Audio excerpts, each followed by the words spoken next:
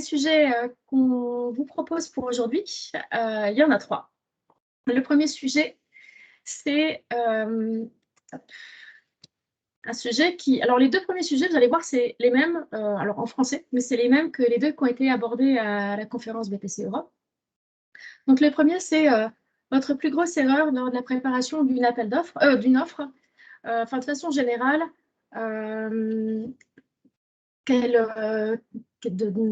comme ça, à chaud, quelle est, si vous deviez partager une erreur, une expérience vraiment négative que vous avez eue, enfin quelque chose qui vraiment, s'il fallait le refaire, vous ne feriez pas.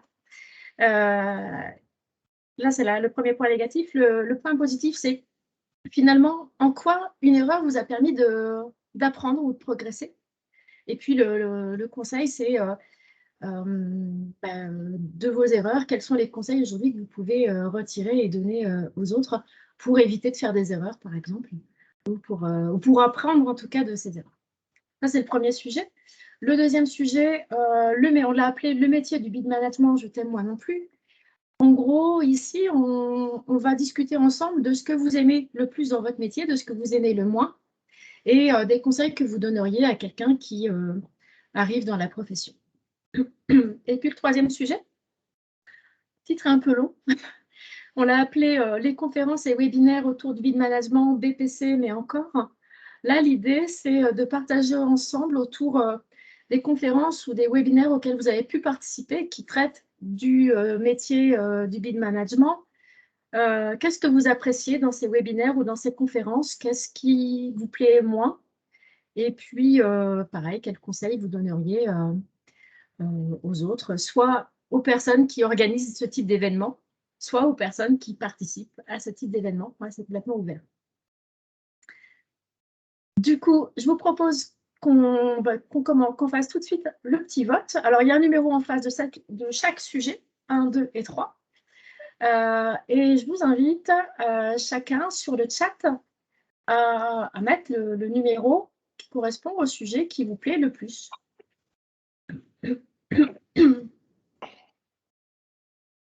Et Sandrine, Delphine, hein, vous pouvez aussi mettre.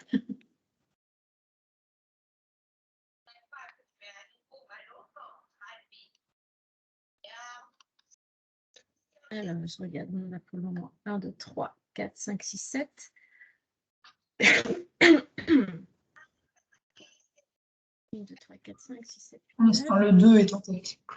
Il y a 2 personnes qui n'ont pas dû… Ça vient. Ouais, et il reste un vote. Pour le moment, on est à 1, 2, 3, 4, 5 votes pour le 2 et 3 votes pour le 1. C'est donc dans tous les cas le sujet numéro 2 qui arrive en tête. Si jamais on est ensemble pour, je crois que c'est jusqu'à 45, donc là on a une demi-heure. Si on a épuisé le sujet qui a été retenu en premier avant la demi-heure, on enchaînera sur l'autre sujet et puis on commencera la discussion aussi sur l'autre sujet. Nadia et Zora sont en train d'écrire sur le chat. J'attends juste un petit peu de voir ce qui va apparaître.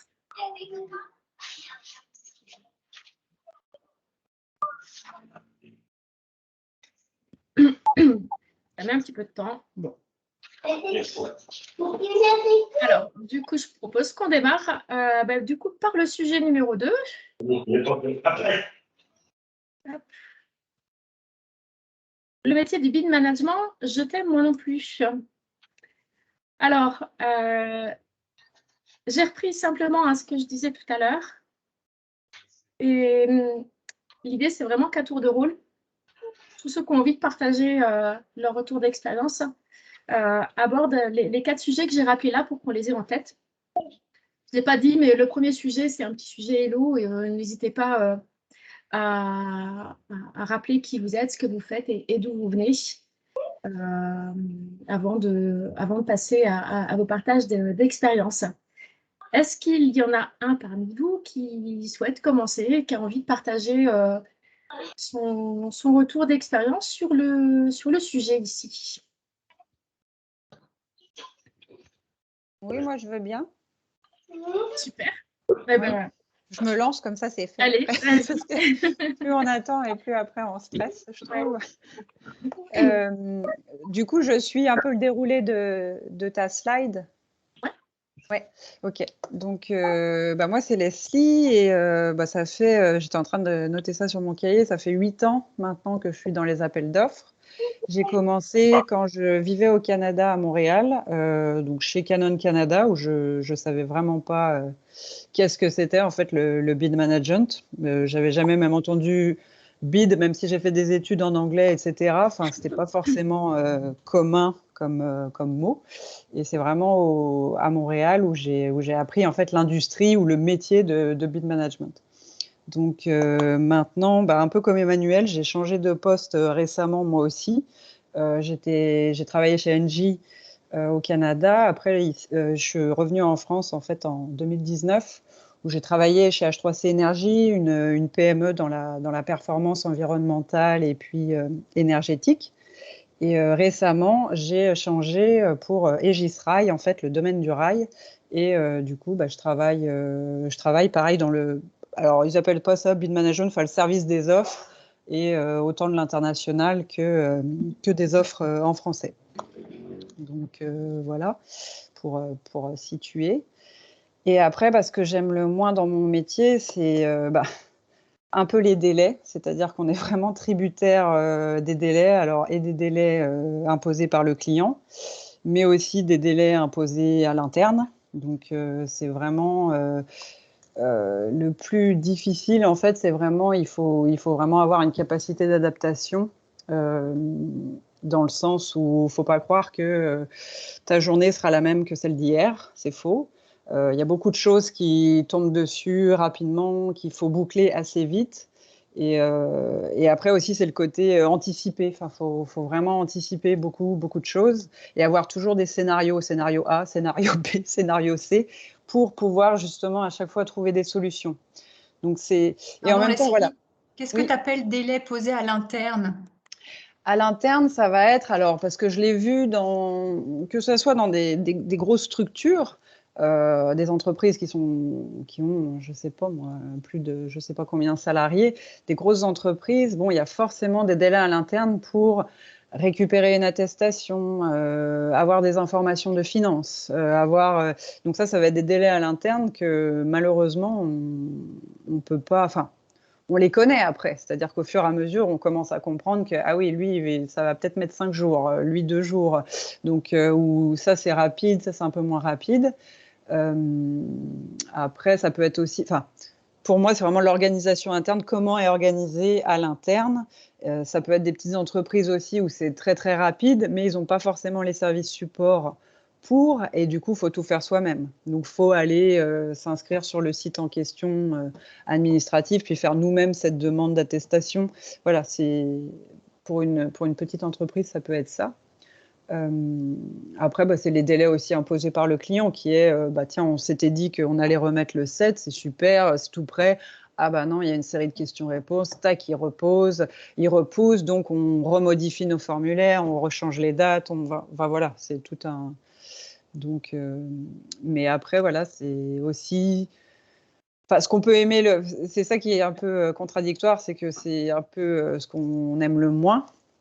Mais en même temps, ce qu'on aime le plus, parce que ça change aussi, c'est un effet anti-routine. Enfin, c'est pas du tout routinier. Et voilà, c'est en même temps, c'est ça qu'on aime bien, c'est un rythme un peu soutenu, mais au moins on s'ennuie pas, quoi. Donc, voilà, ça c'est sûr. Voilà. Et du coup, un conseil, alors tu en as donné quelques-uns finalement, avoir plusieurs scénarios, c'est ça, ce serait ton conseil Oui, mon conseil, c'est de ne pas croire que les gens, enfin, parce que vous l'avez demandé, les gens vont le faire tranquillement et vous allez le recevoir. Enfin, c'est vraiment ce côté, oui, il faut être toujours proactif. Enfin, vraiment, jamais attendre. Il ne faut jamais attendre. Enfin, il faut vraiment être proactif et puis suivre ces demandes ou ce qu'on a fait. Voilà, parce que c'est faux. Il y a des personnes qui comprennent pas l'urgence des offres parfois. Et c'est très difficile à faire comprendre.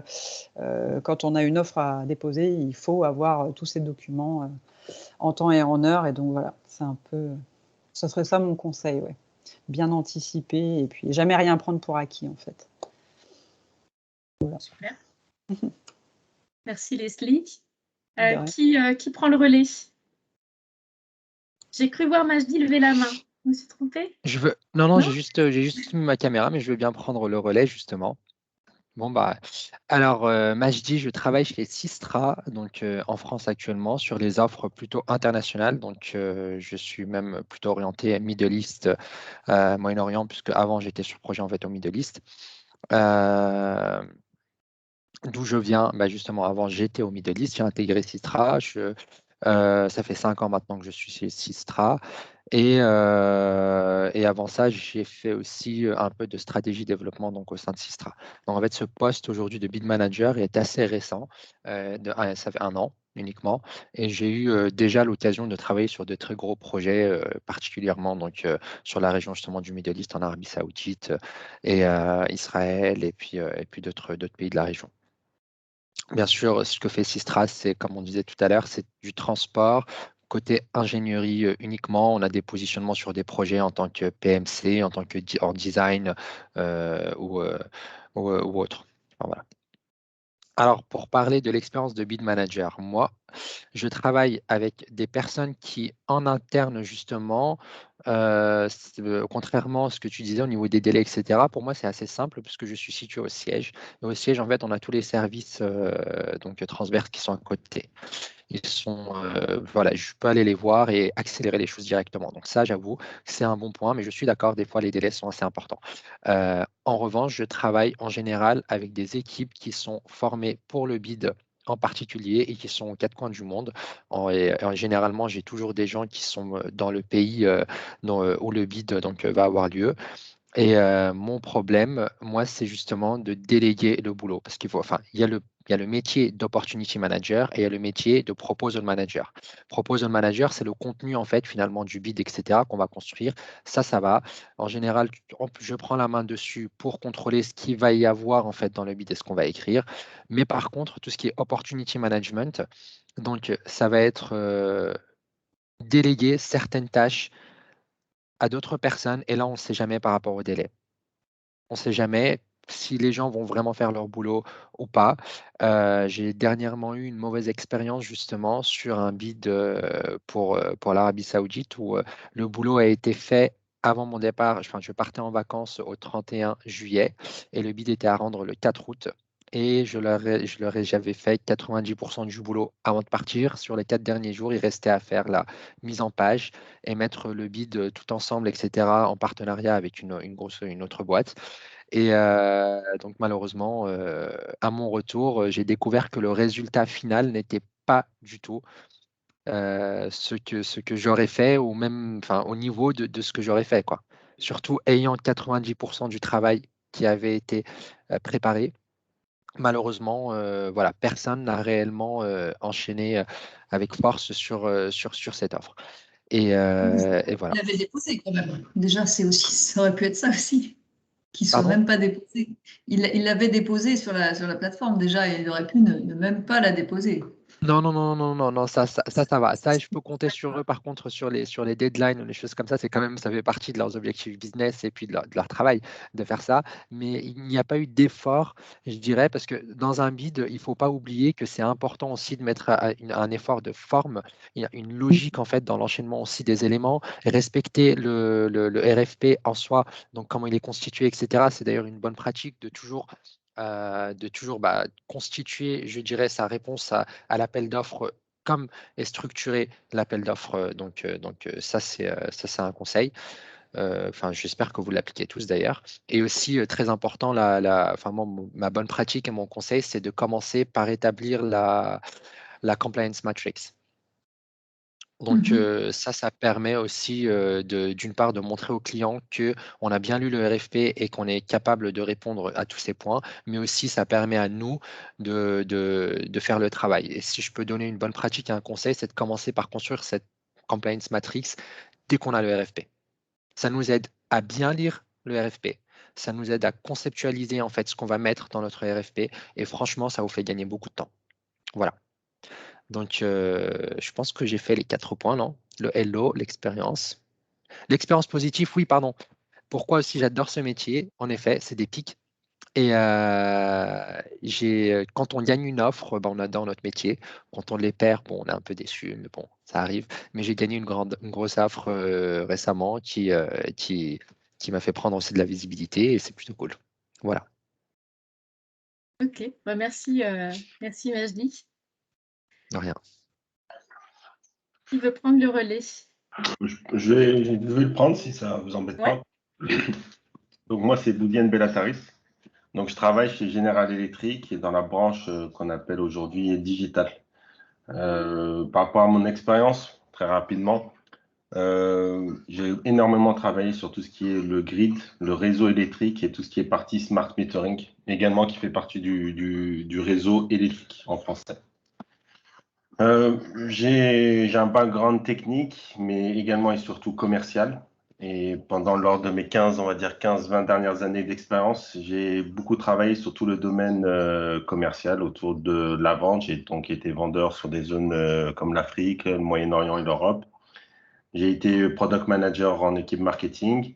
J'ai été bid manager. Donc, chez GE, on appelle ça les commercial operations. Et aujourd'hui, je suis plus un rôle de gestion de compte, account manager et de go-to-market.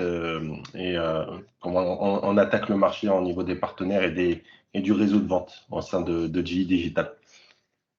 Voilà à peu près. Donc, c'est vrai que je ne suis pas forcément bid manager. En tout cas, ça fait quelques années que je ne l'ai pas été. Mais je suis toujours friand de ce type de présentation, d'échange pour toujours compléter mon savoir-faire et mes connaissances et partager et avoir des retours des autres sur leur best practice, sur leur méthode de travail. Ça va permettre de s'enrichir et d'avancer également et puis de voir que les erreurs que nous, on peut faire quand on parle avec ce type de personnes, mais également améliorer le travail des autres aussi, on peut en profiter. Alors moi, les expériences négatives que j'ai eues quand j'ai été bid manager, c'est qu'en fait, on se retrouve entre deux équipes. On se retrouve entre l'équipe de vente, logiquement, celle qui, donc dans Magie et Emmanuel ont appelé ça les opportunity managers ou autres. Bon, d'un point de vue macro, je vais appeler ça les vendeurs. C'est eux qui rencontrent la plupart du temps le client, qui connaissent les contacts chez le client, qui développent la stratégie de vente, etc., quand ils sont capables de le faire. Et on se retrouve aussi de l'autre côté, en tout cas pour moi, de l'autre côté, toute la partie delivery, les personnes qui doivent réaliser l'offre une fois que l'offre a été gagnée, quand on la gagne. Et quand on la perd, bah, voilà. Et en fait, se retrouver coincé entre les deux, bah, c'est bien quand on gagne, et encore, c'est limite. Mais typiquement, quand on perd, c'est jamais de la faute du vendeur parce que l'offre a été mal faite. Et c'est jamais de la faute des delivery parce que eux, ils ont respecté le cahier des charges pour pouvoir réaliser le projet si on le gagnait. Donc, c'est toujours la faute de celui qui a fait l'offre, malheureusement, et parce que l'offre et le vendeur ne met jamais son nez dans l'offre. Et le deuxième point, ben, même quand on gagne, bon, c'est le vendeur qui reçoit tous les lauriers. Le bid manager, s'il sait bien communiquer et sait bien se mettre en valeur également. Mais s'il n'arrive pas du tout à le faire, ben, pour peu que l'équipe de réalisation du projet se rende compte que l'écoute de l'offre ne correspond pas à la réalité ou ça a été mal approuvé ou pour X ou Y raison, un bon PM est toujours capable de refaire un budget T0 sur une offre qui a été faite. Il peut toujours trouver ce qui a été mis sous le tapis, ce qui ne va pas, les risques qui n'ont pas été pris en compte. Encore une fois, c'est le bid manager qui prend. Donc, j'ai envie de dire que c'est le point le plus négatif, en tout cas, je trouve.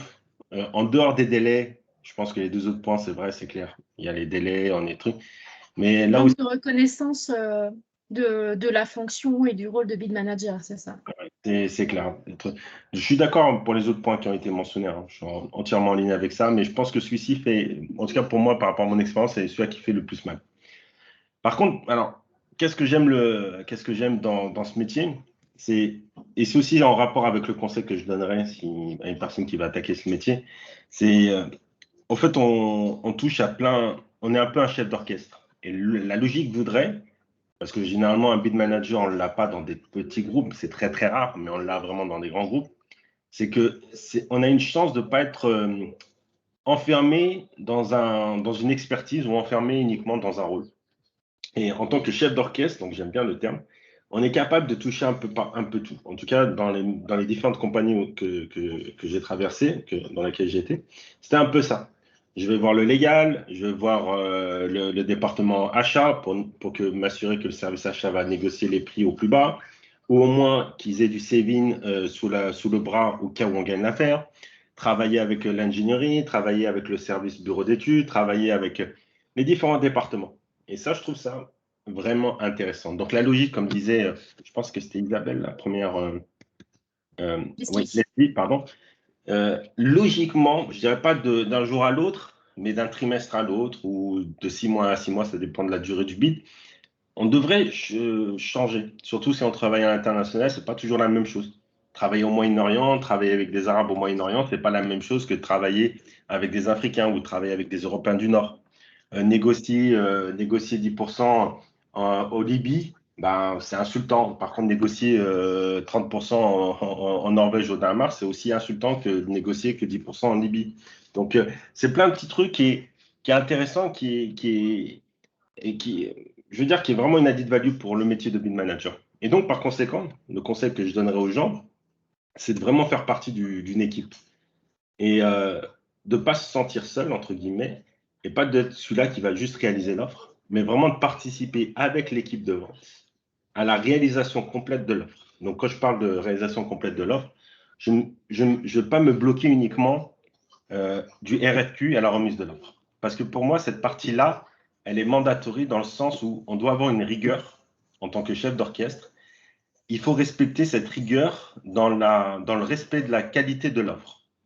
Je veux dire, on est le garant au sein de la société en tant que bid manager que l'offre respecte les processus de validation et d'approval au sein de la société, premièrement. Deuxièmement, de la qualité technique, deuxièmement.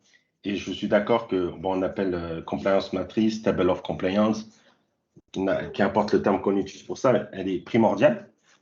Et ça, c'est une rigueur à avoir en tant que chef d'orchestre, elle est obligatoire. Pour moi, ça fait partie du métier. Si on n'est pas rigoureux dans ce type de métier, c'est pas très conseillé de le faire. Mais moi, j'ai envie d'aller un peu plus loin et dire qu'en termes de conseils, je dirais, quand vous avez un vendeur avec vous ou un opportunity manager, etc., travaillez avec lui. En fait, soyez un couple dans ce long voyage, parce que généralement, ce n'est pas que 3 mois ou 6 mois la réalisation de l'offre, mais il y a également un travail de lobbying qui est fait auparavant, il y a un travail de connaissance du compte, il y a un travail de négociation qui va se faire après. Et dans tous ces étages de la fusée de la vie d'une offre, de la vie d'une opportunité, j'ai envie de dire, bah, il faut y participer, premièrement pour se faire voir, et donc ne pas avoir les conséquences négatives du métier, quand ça va bien ou quand ça ne va pas. Et puis aussi, ça permet de fermer sa position vis-à-vis des autres. Donc, quand on négocie avec le service delivery, quand on négocie avec les autres, bah, il faut être craint, il faut y aller, il faut taper du poing, il faut savoir se faire entendre, il faut pousser pour les trucs. Et ça, c'est que possible quand on est vu avec le vendeur, quand on est vu avec certains patrons de vente, certains trucs. Donc, voilà le conseil que je donnerais. Bon, je pense n'avoir rien oublié sur le métier de bid management, en tout cas de mon point de vue. Super, bah, merci beaucoup. Ouais. Qui souhaite prendre le relais?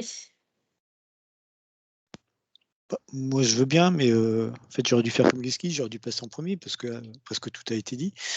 Bah, c'est ça, plus on attend.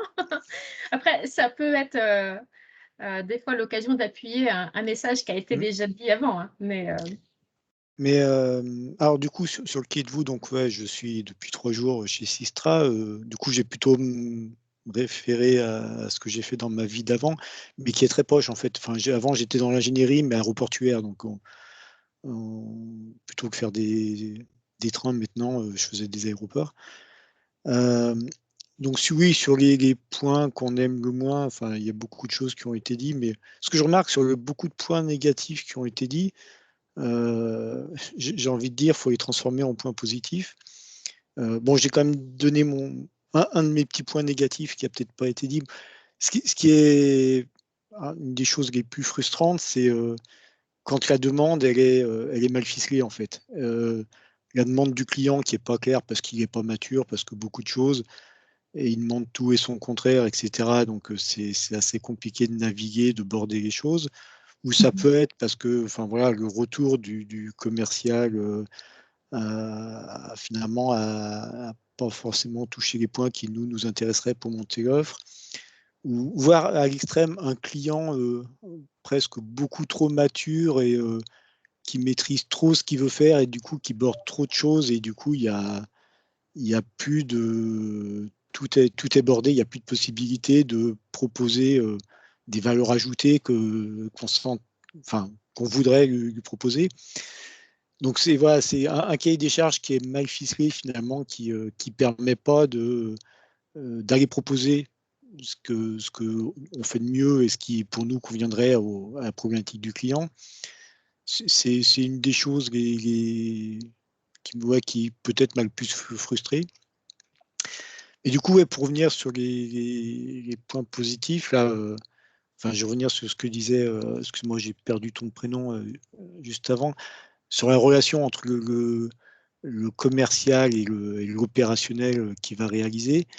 Nous, on est une structure qui n'est pas très grande et en fait, une des choses satisfaisantes, c'est vraiment, et c'est ce que tu disais, quand on arrive à travailler, moi j'ai l'habitude de dire, c'est un triumvirat en fait. On est tous les trois dans le même bateau, enfin, ces trois fonctions, ça peut être plus de personnes. Et le but, c'est qu'on arrive à concilier les exigences, avoir un budget cible d'un côté, il y a une exigence de qualité de rendu de l'autre, et alors comment on borde l'offre pour que on la remporte et qu'après l'opérationnel puisse réaliser le projet dans des bonnes conditions. Et voilà, quand cette synergie arrive à fonctionner, c'est vrai que c'est très gratifiant, et d'autant plus quand le projet est gagné et qu'après il est réalisé dans de bonnes conditions. Et puis et l'autre chose aussi, ce qu'avait dit notamment Leslie au début, et alors sur ma vie d'avant, c'est vraiment la diversité. Moi j'ai eu l'occasion de faire des offres, les plus petites, la plus petite a dû être à 3 000 € pour dire, mais enfin ouais, des fois c'est 10 000, 20 000, jusqu'à 10 millions, 20 millions, qui implique une personne ou une centaine de personnes. Enfin, cette diversité, et finalement, c'est jamais rébarbatif. Il y a toujours de la nouveauté. De projets assez similaires, finalement, il y aura toujours des choses qui seront un peu différentes, et c'est ces choses-là qu'il faudra aller chercher, qui seront intéressantes. Donc ça, c'est quelque chose qui me plaît bien. Et du même style, du coup, dans le conseil que je donnerais, alors, plus qu'un conseil, moi, c'était plus un sujet sur quand j'ai dû faire venir des gens dans mon équipe. Une des choses que je mettais en avant, c'était ça. C'est en fait, voilà, souvent, c'est des gens qui venaient de la technique.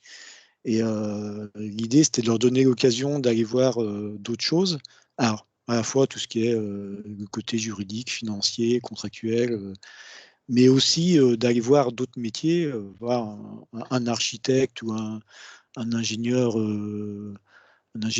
courant faible qui viendrait dans l'équipe. À un moment donné, il faudra qu'il se pose des questions, peut-être bâtiment, d'infra, et voilà, je pense que c'est un métier qui, alors, il y a des gens qui se spécialisent là-dedans, mais ça peut être un passage pour s'ouvrir sur d'autres choses et après rebondir sur d'autres sujets. Donc voilà, c'est quelque chose que j'ai mis en avant, notamment lors de recrutement, ou pour des gens qui auraient été intéressés de venir faire ce métier. Et je pense que j'ai fait le tour.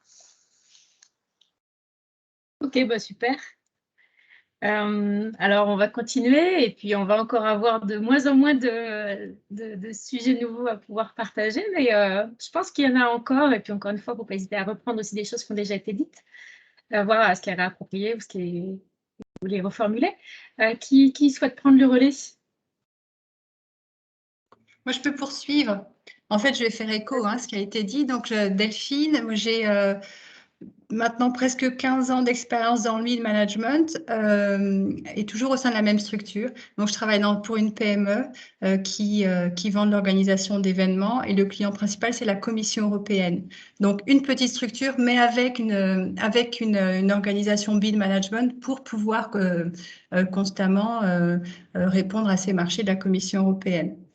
Et donc, je porte un peu, j'ai une collaboratrice, mais je porte la responsabilité un peu seule, et donc aussi toutes les casquettes du coup de la préparation des offres, y compris la rédaction. Et du coup, les expériences négatives, le négatif, il est double, mais vous l'avez mentionné, c'est à la fois la gestion des délais et en tout cas le stress que ça peut provoquer avec des offres en parallèle, avec des offres ou alors des offres qui se suivent, mais avec des délais super courts et le fait de réussir à anticiper ce qui doit être lancé pendant que je finalise une offre, il faut déjà anticiper la suivante et à un moment, c'est une gymnastique intellectuelle qui est presque trop lourde à absorber. Et puis le manque de reconnaissance. Moi, ce que j'entends dans ma structure, c'est quand c'est gagné, c'est bravo à toute l'équipe, et quand c'est perdu, ben, c'est ma faute, en fait. Donc, oui, il y a ça à gérer. Et je suis d'accord, Bouziane, quand tu dis que c'est un peu la plus grosse frustration qui soit.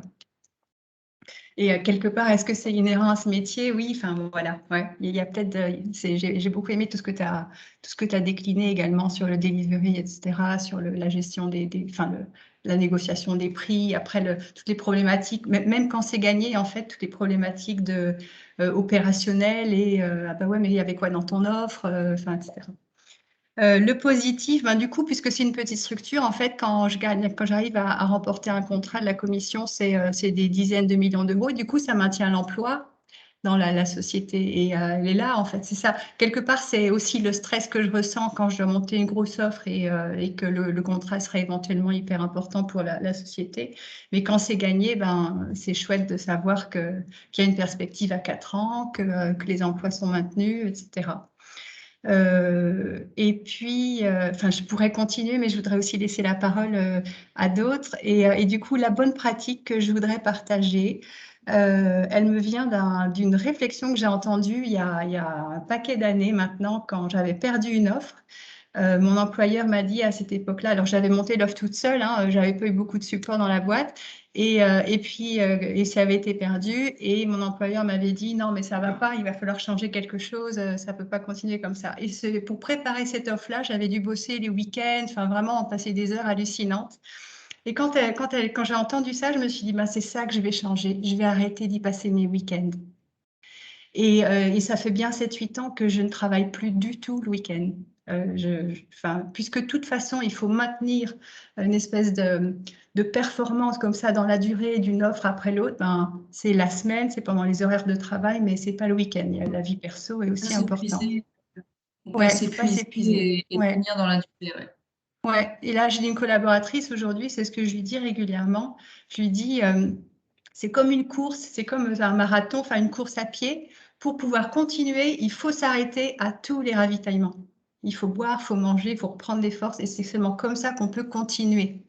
Donc voilà. Et puis, ça n'a rien changé finalement au gain ou à la perte des marchés. Enfin, c'est pas une question d'y passer ses week-ends en fait. C'est peut-être même plus efficace parce que au bout d'un moment, si on travaille trop, il y a une fatigue aussi intellectuelle qui se met en place et qui fait que on est beaucoup moins efficace. Alors que des fois, prendre 1 heure pour lever le guidon, même en plein rush, hein, ça permet après de se remettre au boulot avec une concentration qui est renouvelée et qui va éviter de faire des erreurs et qui finalement va faire gagner du temps après, quoi. Et puis, ça permet aussi de ne pas tomber dans une lassitude et donc d'avoir un regard un peu neuf, une énergie qu'on renouvelle, etc. Ouais. Et ce que tu dis là, je pense que c'est aussi ce qui constitue peut-être un frein auprès de pas mal de personnes pour venir vers ce métier. En se disant, oh là, je vais pas aller faire ce métier parce que j'ai pas envie de me retrouver à bosser la nuit et le week-end. Et du coup, il faut réussir aussi à faire, à développer ces pratiques qui vont permettre d'avoir un métier qui donnera envie, qui attirera parce que on pourra le faire dans des bonnes conditions et sans avoir à y passer nos nuits et nos week-ends. Je vois qu'il est 13h45. Du coup, il reste encore quelques. Alors, ceux qui souhaitent rester, hein, tout le monde n'a pas encore parlé, donc on peut terminer le tour de table pour ceux qui ont encore un petit peu de temps. Et puis, on se donne peut-être 5 minutes et puis on clôturera le webinaire d'aujourd'hui. Est-ce qu'il y en a dans ceux qui n'ont pas encore eu l'occasion de s'exprimer là, qui veulent partager leur avis sur le sujet?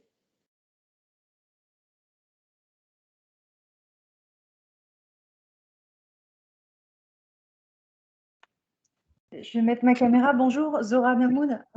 En fait, moi, je suis un peu l'intruse dans l'histoire. Donc, je fais un peu d'appel d'offres, mais pas beaucoup.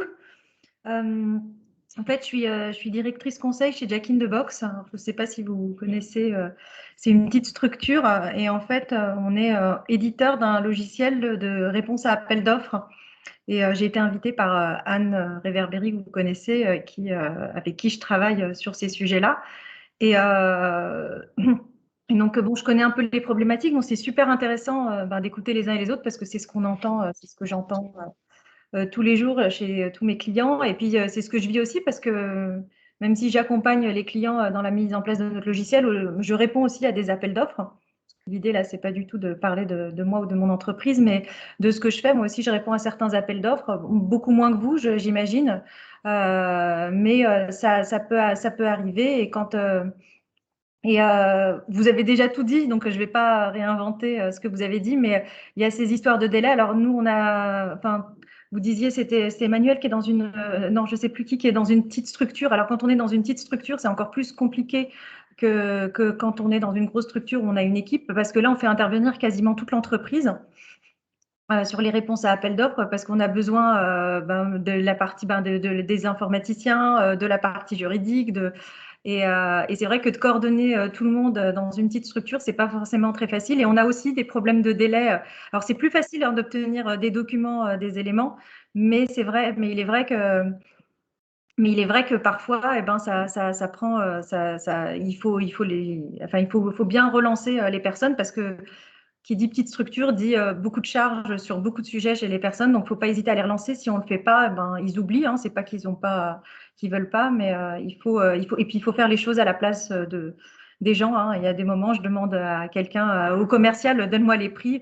Attends, tu me fais d'abord la trame et puis après je te mettrai juste les chiffres. Donc on avance un maximum sur les sujets. Donc moi, je voulais quand même vous faire un coucou, un bonjour. Après, je sais pas, mon expérience, elle n'est pas aussi poussée que la vôtre, mais après, bon, je peux avoir les expériences de mes clients, mais c'est vraiment ce qui revient. Hein. C'est le délai, le stress. Après, le travail du week-end, c'est très bien, parce que moi, on a essayé de me faire travailler le week-end aussi.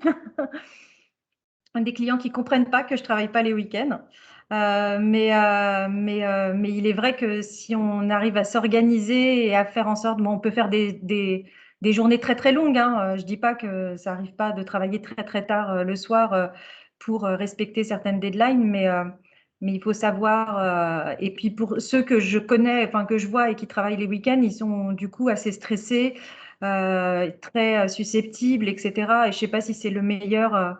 Alors s'ils le sont au travail, j'imagine même pas à la maison, hein, mais c'est vrai qu'il faut savoir, je pense, couper et puis montrer que c'est un beau métier. Hein, c'est ce que vous disiez à l'instant. Voilà. Merci beaucoup. De rien. Sandrine, est-ce que tu voulais partager aussi ton retour ou, Très rapidement, juste par rapport à la frustration et gérer la frustration, moi, ce que je conseille souvent, c'est de donner ce qu'on va pas regretter, quoi. Par rapport au travail le week-end, quoi. Ce qui compte, c'est que nous, on y trouve notre compte aussi. Sinon, on a vraiment une trop grande frustration après. Donc, c'est ce que je conseillerais. Ouais. Ok. Et c'est vrai que sur certains dossiers, on peut avoir envie de se donner un peu plus que sur d'autres. C'est ça que tu veux dire aussi? Voilà. Et on est passionné. De toute façon, on fait ce métier parce qu'on est passionné par ce métier. Il faut s'économiser, mais il faut aussi y trouver son compte. Il ne faut pas juste le faire en se disant parce qu'on me demande, c'est parce qu'on en a envie aussi. Il faut trouver la bonne limite avec ça.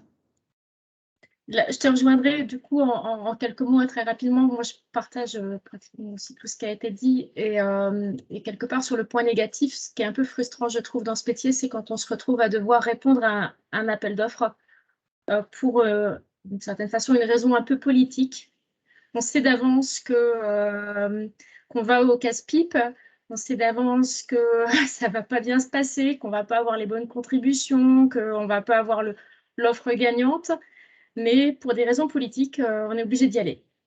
Et là, il faut y aller avec la conviction du bid manager qui doit piloter une équipe et avec la volonté de gagner, mais avec une direction qui veut répondre, mais qui ne veut surtout pas gagner. Donc, c'est le côté qui peut être un peu frustrant. Enfin, c'est un côté aussi qui peut être un peu frustrant. Heureusement, je pense que ce n'est pas non plus tous les jours le cas. Mais bon, ça arrive. Et puis, les points positifs, je crois qu'ils ont été aussi largement partagés. Mais c'est vrai que je pense que quand on fait ce métier-là, on aime gagner, en fait. On aime le goût du challenge, on aime relever les défis. En tout cas, moi, ça fait partie des choses qui m'animent. Et j'apprécie d'essayer en permanence, un peu comme moi, je fais souvent le parallèle avec le monde du sport. J'aime, même quand on perd, je pense qu'on peut apprendre de ces défaites pour progresser, pour être meilleur. Et moi, c'est ce qui me fait avancer en me disant, finalement, je perds jamais parce que quand je perds, j'apprends quelque chose qui va me permettre la fois d'après de ne pas refaire les mêmes erreurs. Et évidemment, quand on gagne, il y a le côté vraiment réjouissant de la victoire qu'il faut savoir fêter et partager. C'est peut-être aussi un conseil, c'est partager, fêter les victoires. Fêter les victoires avec toute l'équipe. Quelque part, ça fait partie aussi de ce qui va permettre de faire reconnaître ce métier. Et puis, par rapport au travail du week-end et à l'implication sur la vie personnelle, ça m'est arrivé de voir des collègues vraiment dans une situation personnelle difficile parce qu'ils prenaient vraiment les choses d'un point de vue personnel. Les contributions n'étaient pas remises à temps et ils avaient l'impression que c'était finalement eux qui allaient porter la faute. Hein. Ça a été partagé déjà aussi beaucoup. À un moment donné, il faut savoir lâcher prise et se dire moi, j'ai fait mon boulot, j'ai fait mon job, j'ai anticipé comme je le pouvais. J'ai prévenu, j'ai suivi. À un moment donné, si les autres ne font pas leur boulot, ce n'est pas à moi de porter la responsabilité de tout. Et c'est pas forcément simple hein, de savoir faire ce lâcher prise. Et je crois que des fois, il y a des personnes qui peuvent se faire accompagner ou avoir des formations qui aident vraiment à ça. Et quand on arrive vraiment à dire, là, je suis plus au boulot, je suis dans ma vie privée peut-être que ça s'est pas bien passé au boulot, mais faut pas que ça me pourrisse ma vie pour autant. Et là, on met les choses on sépare bien les choses. Et ce qui est de ma responsabilité, ok, j'ai fait des erreurs aussi, et on en fait tous. Et on va apprendre de ces erreurs-là pour essayer de ne pas les refaire. Et puis les erreurs que font les autres, on va essayer de voir ensemble comment faire en sorte de ne pas les refaire. Mais c'est pas nous de porter la responsabilité des fautes des autres. Est-ce que vous voyez d'autres choses à dire? Enfin, je pense qu'on pourrait tous parler pendant des heures de ce sujet-là. En tout cas, il y a eu beaucoup de... Je pense qu'à peu près tout le monde a participé. Est-ce qu'il y en a un qui souhaite encore ajouter quelque chose sur le sujet avant de conclure? Est-ce que ce format vous convient? Est-ce que vous avez envie qu'on poursuive? Une fois de temps en temps, c'est intéressant. Ça permet d'échanger sur ce que font les autres, et de se situer un peu par rapport à ce qui est fait dans d'autres domaines. C'est pas mal. Ouais. Moi, je rejoins la remarque. Oui, c'est très, très bien, je trouve. Les échanges de cette manière, c'est toujours agréable. Et je pense que les bonnes pratiques et mauvaises pratiques doivent être partagées. C'est très, très bien. Néanmoins, je pense qu'ajouter un petit sujet, ça peut être intéressant. Pas un petit sujet, mais comme là, on a parlé du métier, une bonne pratique sur un des sujets qui aurait pu être préparé en amont, juste pas le traiter sous une demi-heure, mais le traiter en 5-10 minutes, ça peut être pas mal. La gestion des délais, par exemple, ou la notion de gestion commerciale avec l'équipe de vente, la communication quand on gagne ou on perd une affaire, tout ce genre de petites bricoles qu'on peut avoir dans la vie d'un build manager, ça peut être pas mal en plus. Ça permettrait de compléter les échanges qu'on a entre nous. Je crois qu'avec Bouziane, vous avez trouvé un futur contributeur. Exactement. Et puis des idées de thèmes pour comme je disais tout à l'heure en introduction, on a aussi des webinaires thématiques où là, pour le coup, on prend un sujet puis on le développe. Et du coup, j'ai noté les 3 idées: gestion des délais, relations avec les équipes de vente, les commerciaux, et puis ce qu'on met en place quand on gagne une affaire. Qu'on a perdu, je veux dire, ouais. Le centre de communication en interne est quand même, je dirais pas primordial, mais pas très loin. J'ai vu quand même pas mal de bons gars se faire couper la tête parce que d'autres étaient plus malins ou d'autres étaient de véritables requins comparés à eux et c'est un peu dommage, quoi. Après, bon, ça dépend de l'équipe, ça dépend de la boîte où on est. Voilà, il y a peut-être une notion de culture d'entreprise aussi. Mais je veux dire, néanmoins, savoir communiquer quand on gagne ou savoir communiquer quand on perd. Je veux dire, on perd, on va rester calme, mais savoir communiquer est quand même important. Très bien. Bon, bah, du coup, je propose qu'on clôture, qu'on termine ce webinaire. Une petite info avant de vous quitter. Le prochain webinaire, ce sera donc le premier vendredi d'octobre qui tombe le 1er octobre. Et on a notre réunion de bureau la semaine prochaine pour laquelle on devrait définir le sujet. Donc, il n'est pas encore défini. On vous le communiquera la semaine prochaine via LinkedIn, je pense, ou les messages sur les réseaux sociaux ou par mail. Voilà, merci beaucoup à tous. Bon après-midi. Merci. Bon Bon week-end. après-midi, bon week-end. Merci à Bon tous. week-end. Merci de ce moment ensemble. Merci. Merci. Merci. Au revoir.